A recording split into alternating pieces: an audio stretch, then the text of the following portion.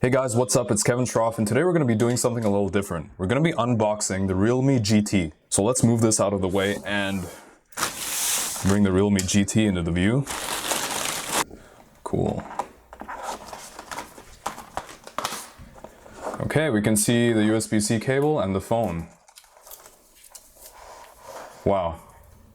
Immediately I can already feel that the build quality is solid, even without taking off the plastic covering. Like just the heft of the device. So let's go ahead and remove this protective covering and actually take a look at the phone. Wow. Yeah, so it comes with a pre-applied screen protector, and I can see the handset speaker at the top. The device looks and feels very premium. My daily driver that I'm using right now is the OnePlus 7T Pro. The build quality between that device and this device feels literally the same, if not better on this one. And the triple camera array we can see at the back. Let's go and try and turn this on. See if it has any charge. Yeah, it vibrated. There we go. Very nice. That was a quick boot up time. I don't think it's in 120 Hz refresh rate yet. I would be able to feel how smooth it is. Let's go through the setup process. This panel is very nice. The colors are very nice already, I can tell. Sharpness is great, even though this is a 1080p display compared to my OnePlus 7T Pro's 1440p display. And here I can definitely tell that 120 Hz is definitely kicked in. I can feel the smoothness a lot. It's very smooth. Wow. I did not think that there would be such a smoothness difference between a 90 Hz display phone and a 120 Hz display phone.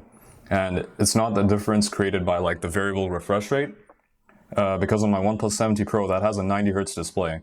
And I've set it to run at 90 Hz always on. So there's no trickery going on where it switches down to 60 Hz later on.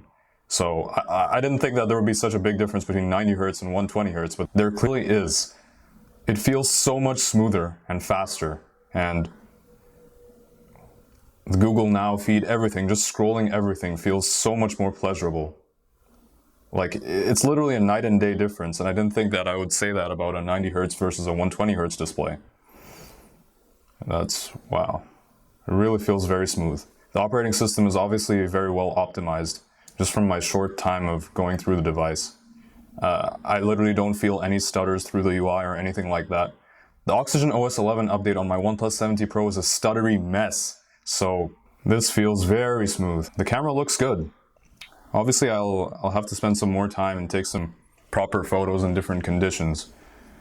We'll talk about that more in full review once I've spent some more time with it. What about the speaker quality? That's something I really love of my OnePlus 7T Pro. The speaker quality is really good on my OnePlus, so I want to see if this can match that or do better. Let's hear some audio.